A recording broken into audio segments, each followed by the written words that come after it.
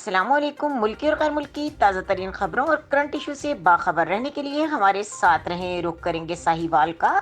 IG Punjab के अहकामात पर अमल दरामद करते हुए डीपीओ सादिक बलोच और ASP city circle Salman Zafar Khan की जेर निगरानी थाना सिटी को रिकंस्ट्रक्शन किया गया ताकि आने वाले साइलिन को किसी भी किस्म की परेशानी का सामना न करना पड़े। मजीद इस मौके पर डीपीओ साहिवाल सादिक बलोच ने मीडिया से गुफ्तगू करते हुए क्या कहा, सुनते हैं हमारे नुमाइंदे अली रजा की इस रिपोर्ट में। थाना कल्चर के बारे में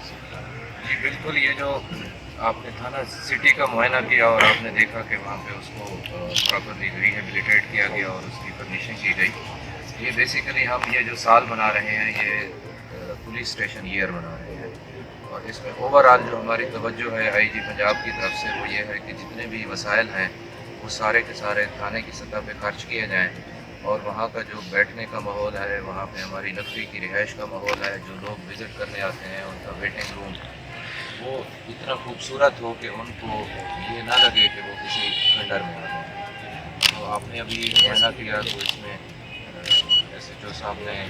कमाल की के सारी चीज़ों को मैनेज किया और जो इनको सरकारी वसाइल दिए गए थे वो उन्होंने इसको खर्च किया और इसको एक खूबसूरत शक्ल दी।